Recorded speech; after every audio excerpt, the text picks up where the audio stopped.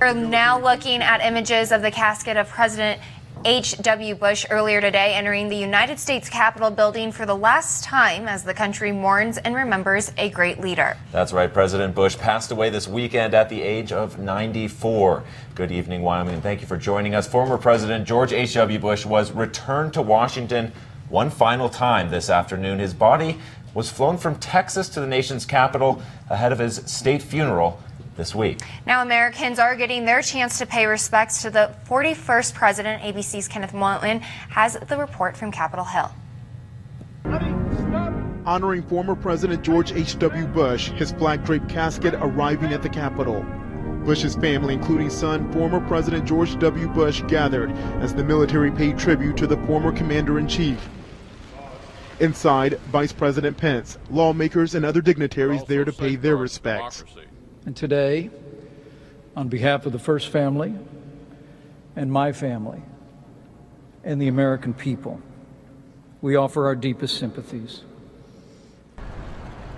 Special Air Mission 41, touchdown at Joint Base Andrews to a military salute. Earlier in Houston, the presidential plane commissioned during Bush 41's presidency and designated Air Force One when the sitting president is aboard, served as the backdrop of a solemn military honors ceremony. The former president will lie in state inside the Capitol Rotunda, giving Americans a chance to say goodbye as the nation remembers a life of service. Could not have had a better influence. He taught me is, family always comes first, and you do what you can to help the world. Despite a long-running feud with the Bush family, President Trump is taking part in the tributes this week, tweeting, "Looking forward to being with the Bush family to pay my respects to President George H.W. Bush." The Bush Foundation releasing excerpts from the president's diary, including messages to his family. If you need me, I'm here. Devotedly, Dad. Here in Washington, President Bush will lie in state until his funeral at the National Cathedral Wednesday morning. Congress has delayed votes and canceled sessions as the country pays tribute to the former president. Kenneth Moulton, ABC News, Capitol Hill. Thank you, Kenneth. And now here to discuss the leader and the man, President George H.W. Bush, is former Wyoming Governor Mike Sullivan. Thank you so much for joining us. Yes, thank you so for much. having me here. All right, President Bush was a big letter writer, and you actually brought something with you, a letter that he wrote to you in his eloquent words. Can you explain what he wrote to you and maybe a passage from what he wrote? I think I can, and it reflects so much about him. He was defined by family and kindness and humility, and forged by patriotism. And I wrote him a letter when he served 4 years while I was governor, and I wrote him a letter when I heard he was coming for the 1992, during the 1992 Democratic Convention. He was coming to Wyoming at Jim Baker's ranch near Pinedale to stay out of the limelight. And I wrote him a letter saying, "I'm not going to be here to welcome you to Wyoming, but you are welcome. And I know you're fishing, and I don't think you'll get skunked, but if you do, I wanted you to have something." So I sent him a chocolate fish. I'd have a great time. So I got back from the convention, and he was back from being in Wyoming, and he wrote me a letter, which I've had on Can we show it to the cameras for just a second? In my office on my wall. Which he said, "I'm back from the convention and I'm ready for the fight for the campaign," and said, "I had a wonderful time, and let me see if I can."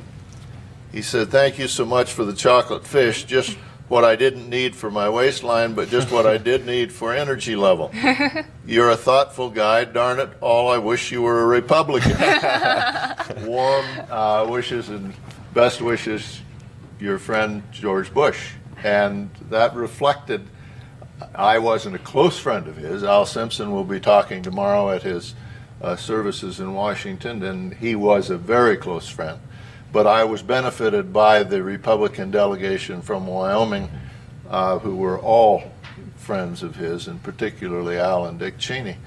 And so I did have a good relationship with him. Yeah, so maybe go into the working relationship. How was being the governor during a Republican administration under President Bush? Under President Bush, I would say it's probably as good as it would be under any Republican opposing administration.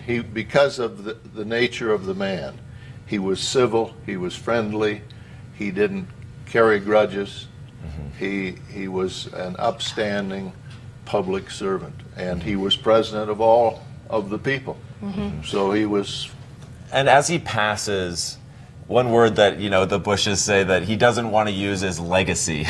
But speak about, what do you think the legacy, or what will people remember him by, especially those of you who were in leadership during the time that he was also serving? Well, I think we'll hear a lot about the legacy in the next few days, and it will reflect what a true gentleman, but what a competitive, well-qualified president he was, as well as the difficult times which he had in that 1 4-year term, but all that happened. The Berlin Wall came down, Soviet Union collapsed. He had wars, and he was. I define him in part by the fact that he recognized he had to pass taxes, and even though it was going to reach up and grab him big time, he determined that that was in the interest of the country, and he did what he thought was in the interest of the country, and I think that was his legacy.